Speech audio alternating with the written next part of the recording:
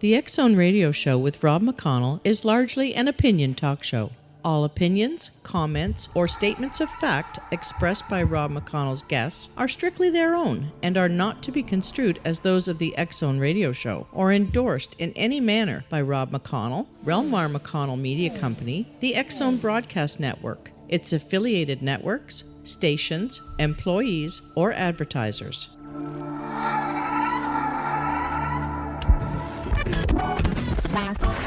All Hit Radio.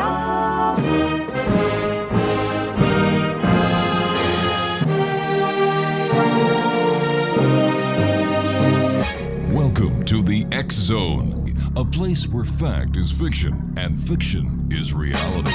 Now, here's your host, Rob McConnell.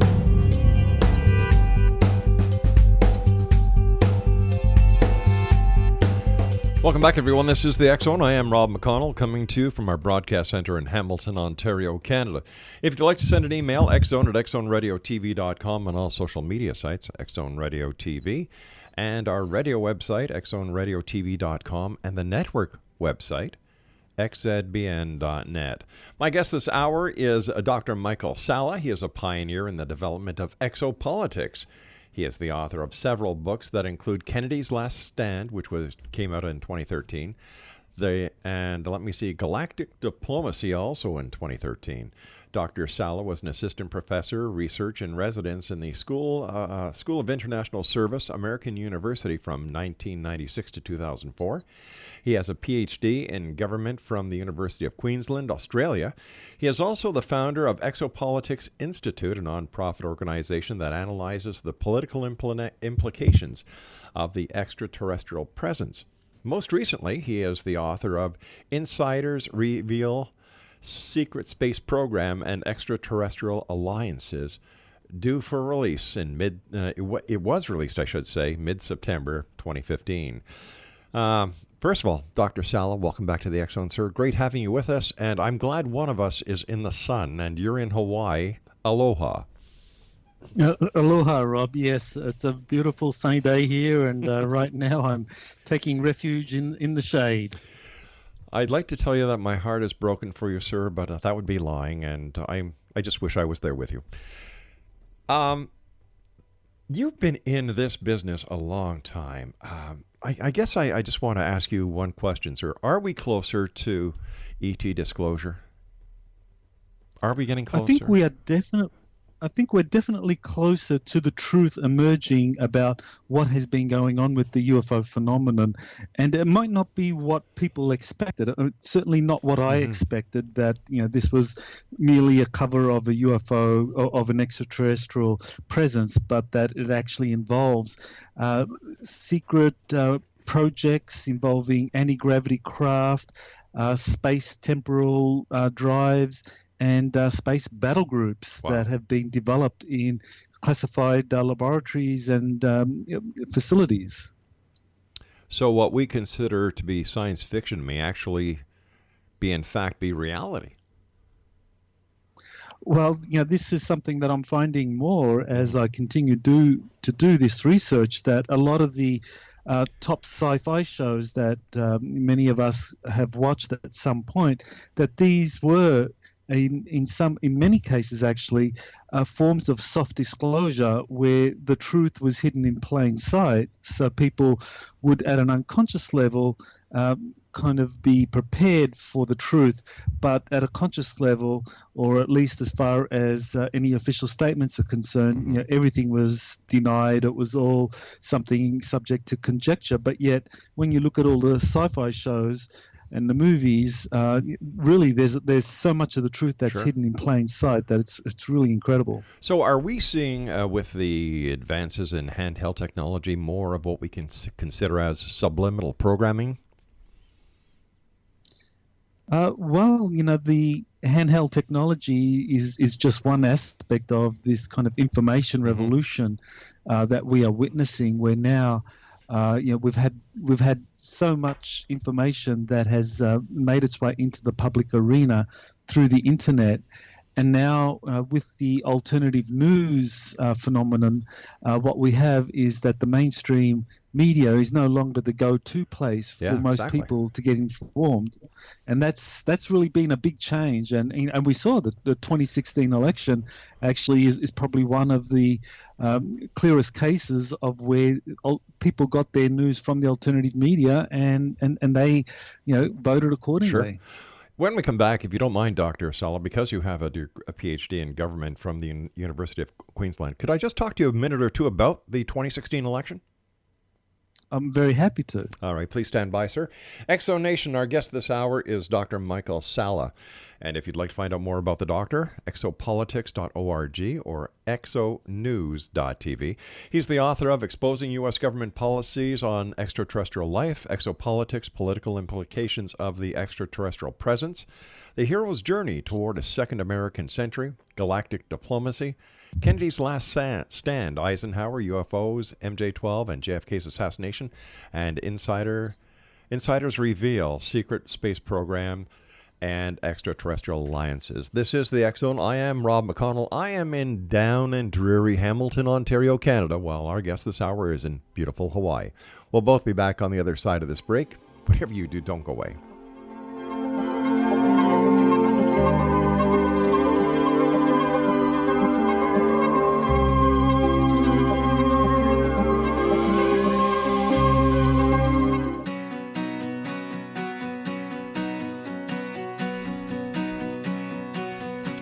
Exonation, Dr. Michael Salla is our special guest. He also has a brand new book out entitled The U.S. Navy's Secret Space Project. And once again, if you'd like to get a hold of Dr. Salla, find out all about his exopolitics and about Exo News, just go to exopolitics.org and exonews.tv. Welcome back, Dr. Salla. Before we went to the break, we just touched very lightly on the 2016 election. Some people call it a fiasco. Some people call it a wow factor. I'm still scratching my head trying to figure out what happened myself. You have a PhD in government from the University of Queensland. What is your opinion of what happened in the great debacle between President Donald Trump and Secretary Hillary Clinton? Well, it was a unique election insofar as many people got their views about which of the candidates that they felt was the most trustworthy or could make the biggest contribution to their own lives and policy preferences, not from the major media, but from the alternative media. And that was really something that was a big surprise, because the major media were, their narrative and the opinion polls that they cited clearly showed that Hillary Clinton was going to be winning this quite easily, but in the end it was because so many people were getting their perspectives from the alternative media, from Breitbart News or from Infowars.com, that kind of shade of the political spectrum, that in the end it made a major difference, because people really went out and voted in droves for one particular candidate, even though the major media was saying that the election was pretty much wrapped up in favor of the Clinton. Exactly. And how could, in your opinion, sir, based on your PhD in government, how could the media have gotten the polls so wrong? Well, I think it showed that the polls really are driven by particular agendas, that and this was something that again and again was revealed in the election process itself by the alternative media. People were pointing out how many of the polls were slanted in a way to make Hillary's campaign look like it was destined to win, just in terms of clever use of sampling and projecting certain ways in which people would vote. I mean, they used a number of techniques to kind of like skew the polls in a way that made it look like one candidate was going to win and the other lost. But in the end of the day, people people went with what the alternative news was telling them, and that was that, Trump was this kind of groundswell of opinion, or he was leading this movement against the political mainstream, both Republican and Democrat, and enough people went for that narrative that he got elected. I thank you very much for your insight, sir. Now let's talk about your mainstay, exopolitics and exo news. Who is William Tompkins, and what are Tompkins' claims when it comes to regarding the Navy's espionage program monitoring advanced Nazi aerospace programs during World War II? And why is it important? Well, it's actually a really fundamental development here in terms of how we understand the whole UFO phenomenon, because previously most people associate the UFO phenomenon with the Roswell crash, and even though there have been kind of earlier incidents, that seems to be the kind of like the modern day jumping off point to understand the whole phenomenon. But what William Tompkins does is he kind of redefines or introduces us to this Navy program that existed from the very beginning of the US involvement in the Second World War, which was focused quite clearly on what Nazi Germany was doing in terms of developing aerospace technologies that had some kind of anti-gravity or space-time component to it, and that the Navy's spies that were embedded throughout occupied Europe were bringing about incredible intelligence data about how successful the Nazis were in developing up to 30 different prototype flying saucer craft, and that this was something that Tompkins was then, his job was to take this information to classified facilities, think tanks, university departments, wherever anyone could make sense of it. That was Tompkins' job, to kind of like brief people about what these Navy spies were bringing back. In your opinion, Dr. Salla, what happened in 1947 at Roswell, New Mexico, when there was an alleged UFO crash? Well, that's something that I feel has been kind of very clearly answered in terms of some of the main researchers in the field, in particular Don Schmidt and Thomas Carey. Their book Witness to Roswell, I think, did a superb job in just kind of outlining the extensive number of whistleblowers that were able to give us a good idea into what happened at Roswell, that it did involve these extraterrestrial craft, and that it was something that involved multiple levels of a cover-up that was led by the U.S. Air Force. But the fact that both Carey and Schmidt were involved in the alien mummy in Mexico, doesn't that kind of put a little bit of a gray cloud over the research that they claim to have done in the Roswell case?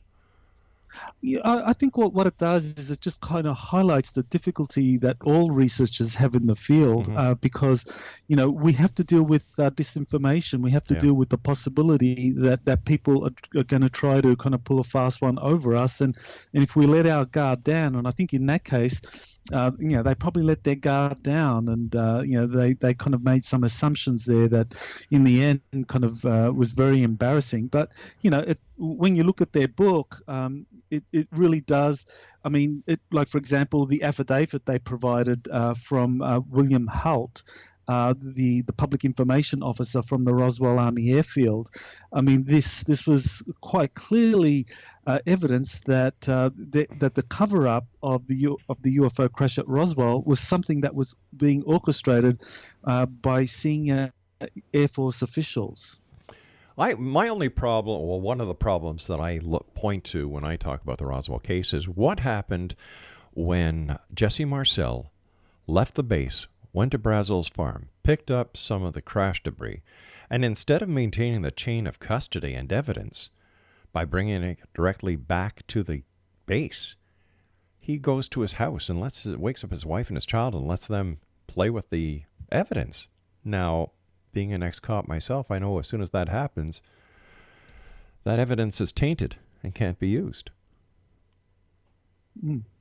Well, this is what Jesse Marcel Sr. and Jesse Marcel Jr. both say actually happened. So, Yeah. they are primary witnesses, and this is what they say occurred. And we've got to go with what the primary witnesses say to try and kind of analyze exactly what occurred. And you're quite right that he was probably breaking chain of custody when it came to this evidence, but Sure. he probably acted because he thought that this wasn't something that would in any way prejudice his investigation of what was going on there. I understand that, sir, but what does that tell you about him as a member of the armed forces when he did not follow protocol, he did not follow orders, he went his own way?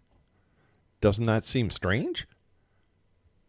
Well, I guess it tells us a little bit about his personality, that this was something that was so shocking to him that he wanted to share it with his family, that this was incredible, that this was not just an ordinary crash involving some classified aircraft, that this was, in his view, clearly a case of some kind of extraterrestrial phenomenon, and he felt that this was something his family, he wanted to just kind of share that. And I guess it's a very human response, but I agree with what you're saying, that it's certainly outside of what a professional officer would have been expected to do.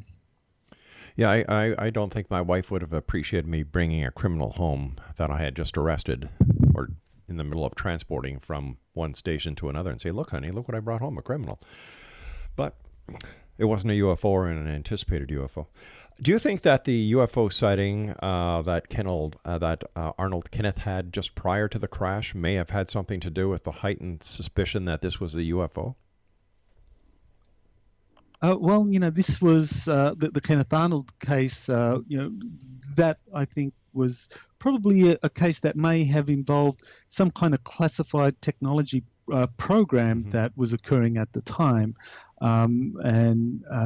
so it isn't necessarily a case of, say, an extraterrestrial visitation, because those kind of flying wing aircraft were things that were being developed in Nazi Germany, and also immediately after by some of the major companies. I think it was the B-49 that was being developed by Jack Northrop, the flying wing. So these kinds of technologies were being developed, and it may not have been an extraterrestrial craft that Kenneth Arnold sighted.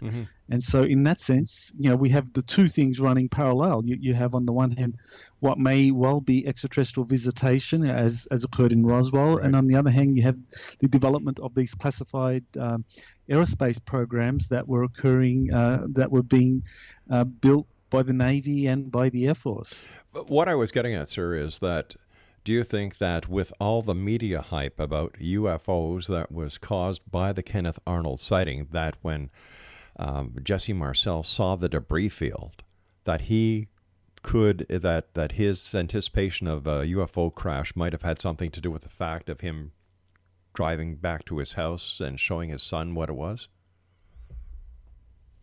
I don't know if the kind of Kenneth Arnold incident was something that may have contributed to Major Marcel taking that action. I mean, he was a major in Air Force intelligence, and so responsible position to have, and I think he probably would have been familiar with a lot of advanced or classified aerospace programs, because, as you well know, I'm sure, the 501 squadron was at the time the most that was the elite Air Force bomber squadron, because it was the only one that had nuclear weapons at the time. So it was one of the best at his job, and so he probably really, I think, was really overwhelmed by the significance of seeing what he, I think, concluded was likely an extraterrestrial crash.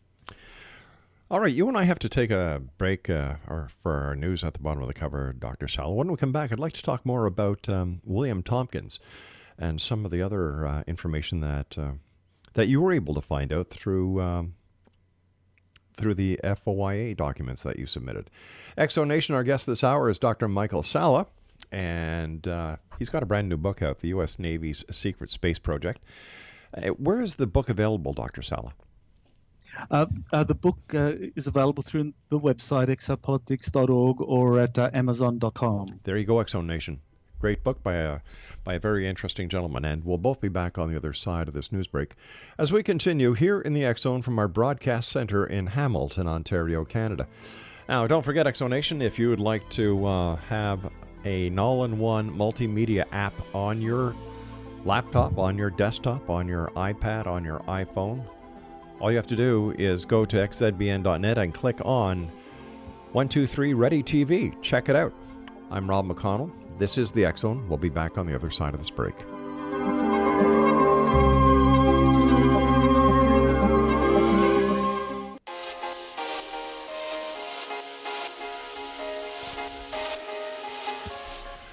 My bad, X Zone Nation. It's Monday. I have to apologize to our guest, and I have to apologize to you, the X Zone Nation.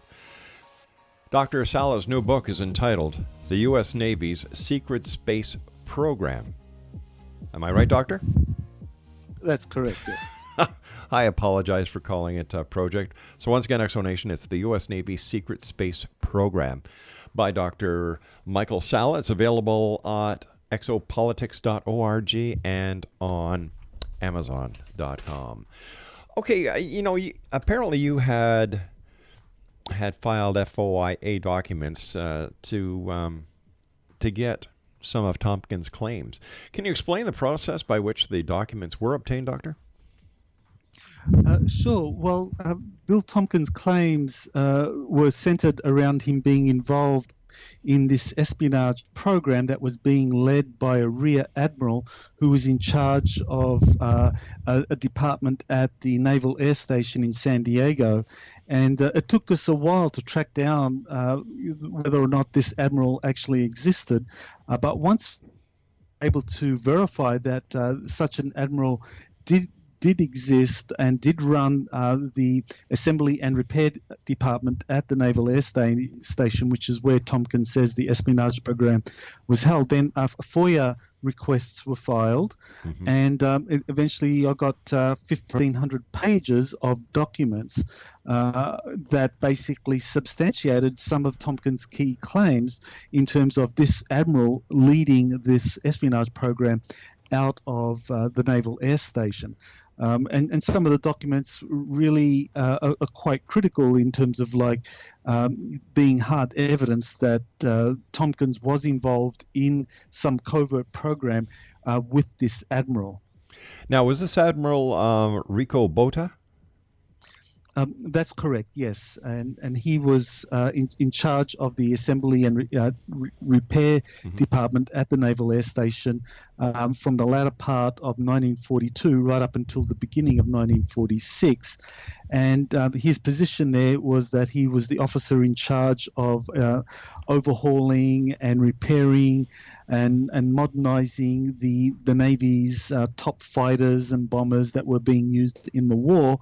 That was his day job, and at night, according to Bill Tompkins, Botta led this covert espionage program where there were 29 Navy spies embedded in occupied Europe who were reporting back on what the Nazis were doing in terms of their aerospace programs, and that Botta then set up the process by which Tompkins would then put together briefing packets distilled from the debriefings of these Navy spies, and the briefing packets would then be flown to various think tanks and aircraft facilities and university departments, anywhere where there were scientists or engineers that could make sense of what the Nazis were doing, because the Navy were trying to work out whether or not these kinds of technologies that the Nazis were developing and that they had put together various prototypes of these kinds of advanced aerospace craft, whether any of those could affect the outcome of the war. So it was a very serious project, quite clearly.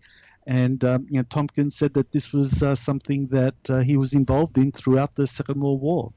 I was wondering if you could tell us about the FOIA document that established a connection between Botta and the Los Angeles air raid incident.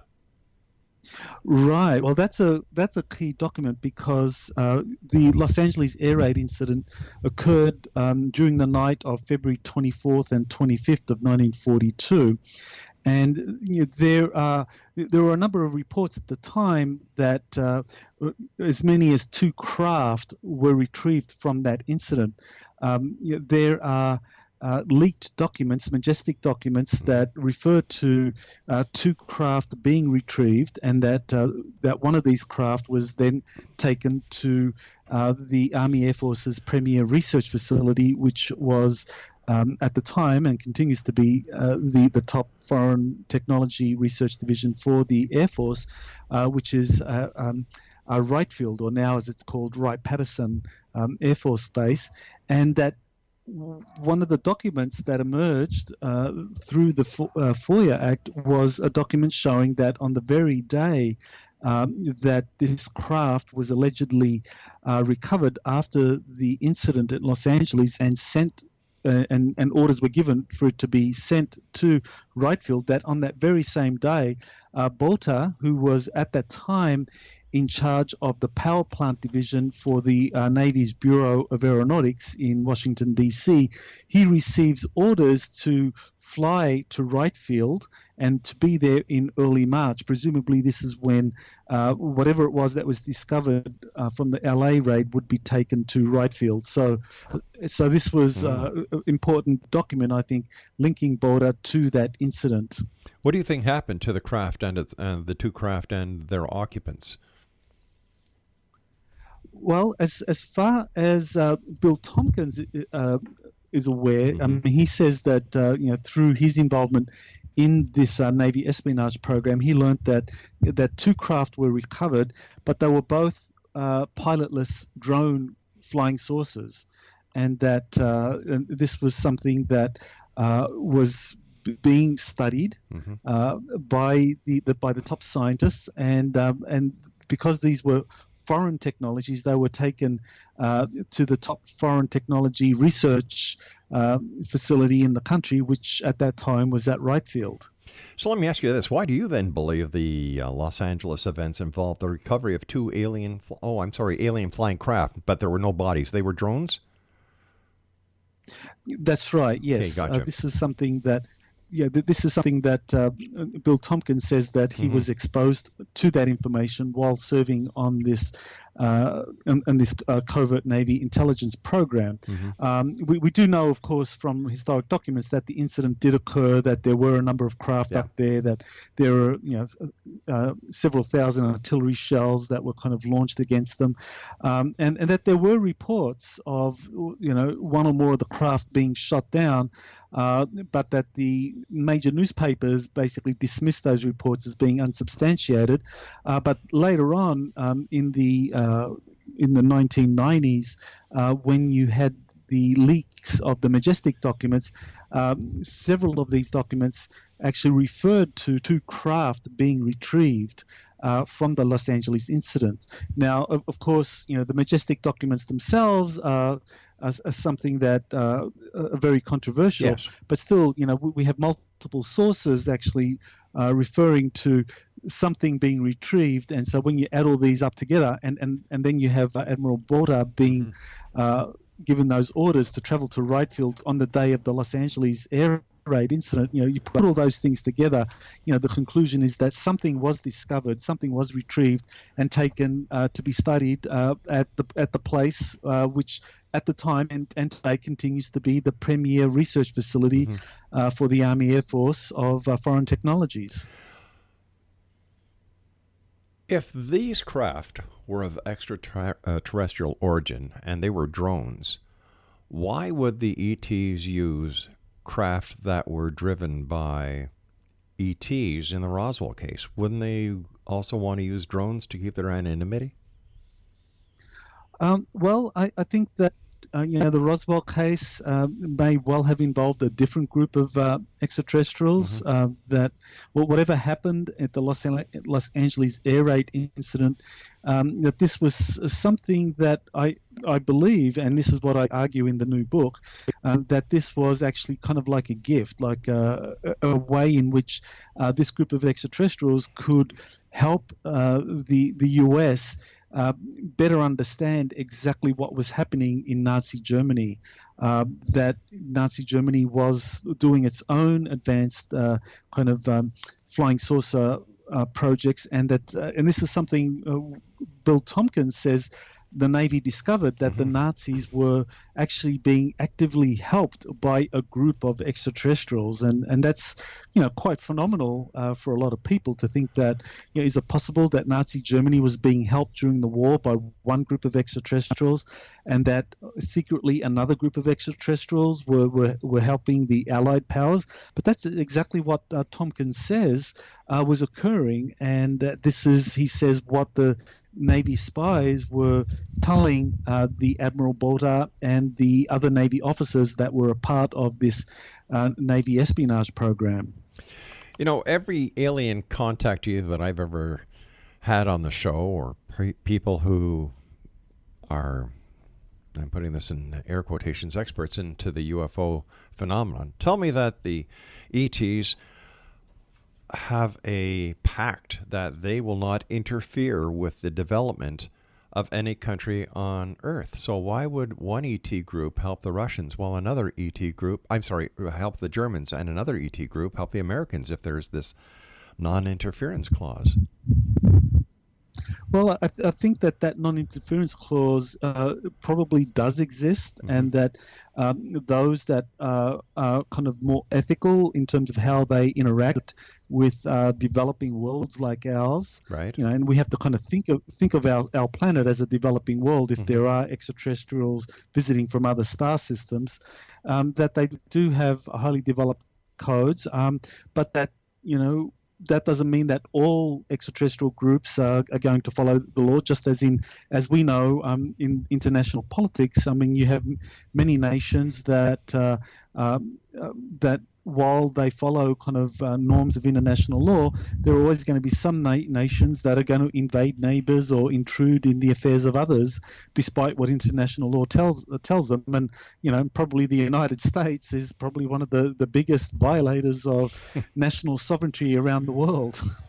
Sir, I agree with you 100%. Why don't the ETs just land and get it over with? The White House, Red Square, the Kremlin, Ottawa, Parliament Hill, Buckingham Palace.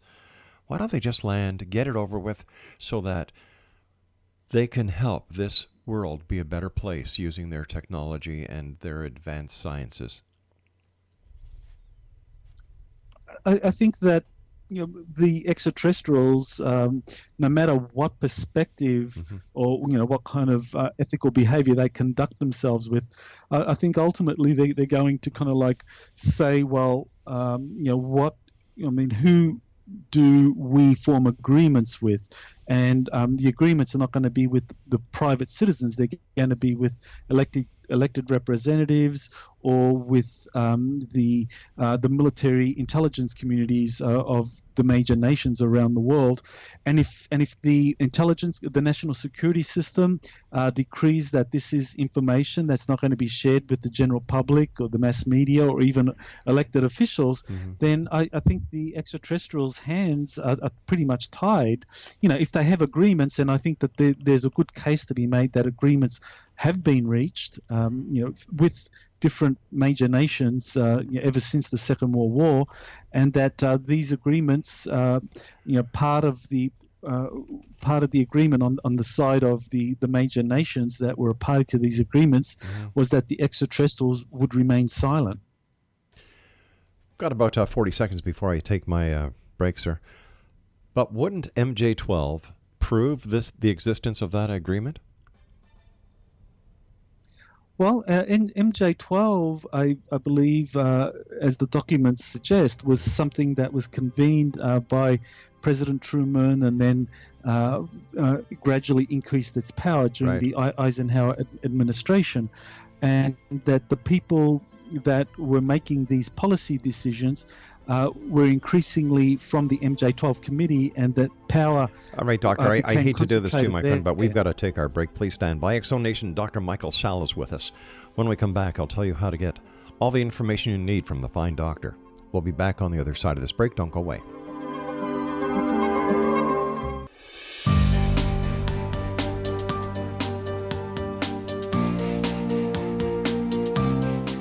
Exonation Dr. Michael Salla is our special guest. His new book that just came out is entitled U.S. Navy Secret Space Program and Nordic Extraterrestrial Alliance. And you can find out all about this book on his website, exopolitics.org, and of course on Amazon.com. Dr. Salla, who is Leslie Stevens, and what kind of agreement did he have with Gene Roddenberry in creating the concept of Star Trek? Well, Leslie Stevens was the producer of the Outer Limits science fiction series, and Gene Roddenberry actually attended some of the sessions of the Outer Limits and got a lot of his ideas for his next show from Leslie Stevens. Now, what makes Leslie Stevens quite unique is that he was the son of Admiral Leslie Stevens, who was one of the direct Navy officials involved in this space program that the Navy had set up as a consequence of the espionage program that had been conducted during the Second World War.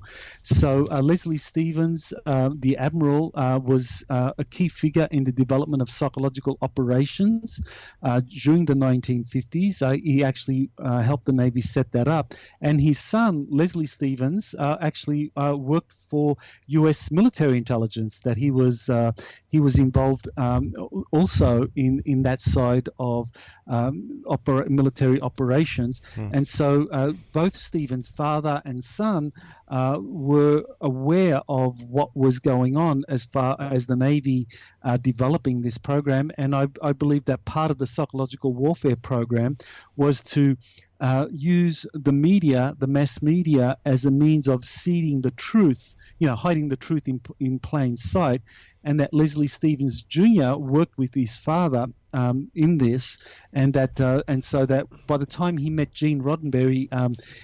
1963-64, he was feeding Roddenberry a lot of the ideas that ultimately led to the creation of Star Trek. And I believe, and this is what I argue in detail, there's a chapter in the book that focuses on this, that basically the whole Star Trek series, when you look at it, it's quite clearly a kind of reflection of many of the same kind of extraterrestrial groups that the Navy had become aware of during the 1940s and 50s. Including the Nordics?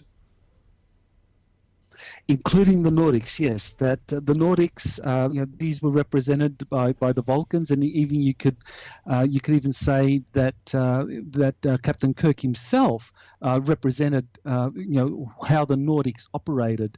That the entire concept of the Galactic Federation was something that was based on this Nordic extraterrestrial alliance that had helped the Allied powers during the Second World War defeat Nazi Germany, which was being helped by another group of extraterrestrials, which in the Star Trek series are depicted as the Klingons. So you have the Klingons and the Federation in the original kind of iteration of the Star Trek series as being principally involved in this galactic-wide war, having their own separate zones of influence. And I think this is something that basically was based on what the Navy spies had revealed to the Navy during those debriefings during the Second World War. With all the computer hacking that is going on these days, Doctor, would it be possible to still maintain in secure files somewhere the information pertaining to any ET contact with any major government? And wouldn't it be a coup for, let's say, Russia or China if they were able to hack into the U.S. and prove to the American public that they had been lied to for so many years? Wouldn't that put a big dent in the credibility of the government and possibly the fall of the government? Yes, that would definitely be something that would be quite a coup if any major government got access to these files that deal with these highly classified programs and the involvement with extraterrestrial life. I mean, these files part of compartmentalized programs, which is way above top secret. And typically, you look at, say, the Edward Snowden documents, those leaks of the NSA. These were documents that kind of dealt with secret and maybe top secret, but they didn't go beyond that. They didn't go into special access programs or compartmented programs. Similarly with the WikiLeaks, with the WikiLeaks, the State Department files, these were confidential and confidential and secret files. So certainly, yes, the hackers can get into some of the kind of files that are stored that deal with kind of secrets that are classified at those lower levels of confidential, secret, or top secret, according to the U.S. classifications system. But when it comes to compartmentalized programs, the files, the kind of security protocols that are in place are much more stringent. It's much easier to control because each of these compartments, we're not talking about a vast bureaucracy of hundreds of thousands of people. These compartmentalized programs are much tighter in terms of the personnel who have access. So that way they're able to control who has access to these files and whether or not any digital files are made available to anyone. During the research for your book, U.S. Navy Secret Space Program and Nordic Extraterrestrial Alliance, as well as any of the research that you did on Nazi Germany and their space program, did you come across any conclusion or any possible explanation for Foo Fighters? Well, these, I think, were probably one of the technologies that the Nazis were looking at that they were hoping to weaponize for the war effort, that the Nazis were using a lot of the kind of information that they had gained from many different sources and trying to find out which one would be of greatest utility for the war effort. And this is probably an explanation for the Foo Fighters that seemed to be some kind of electromagnetic device that would interfere with the electronics of any aircraft that it encountered. And so maybe this was something that the Nazis hoped would be effective against the bomber fleets that the Allies were using during the Second World War. But I think that in the end, the Nazis in Europe, at least, were just overwhelmed by the number of bomber aircraft that the Allies were sending. I had a guest on the show 2 weeks ago, sir, and he said something that I've been scratching my head about, and maybe you can help. He said if it wasn't for the Germans, the United States would never have gotten to the moon. How do you feel about that statement? Well, that's very interesting. I wouldn't agree with that. I think that there have been classified programs that have been successful in getting to the moon and other places like Mars. I think that this is one of the things that a number of the secret space program whistleblowers that I've been working with have been talking about: bases on the moon, bases on Mars, and kind of deep space. So without Germany's, without the German technology projects that were underway during the Second World War, it's possible that these kinds of classified programs wouldn't have been successful because they do use anti-gravity and kind of torsion field technologies for their propulsion systems. But as far as rocket propulsion is concerned, I think that yes, that those principles were well understood, and that they would have gotten to the moon eventually because despite obviously the Germans were the first to develop rocket propelled technologies, the V1, V2 rockets and so forth. But the US were also doing the same thing. I mean, the US wasn't that far behind when it came to rocket technologies. Just the Nazis were a little bit ahead, but eventually the US would have caught up. So maybe the moon landing wouldn't have happened in '69. The NASA moon landing, maybe it would have been a decade later, but I think it would have eventually happened.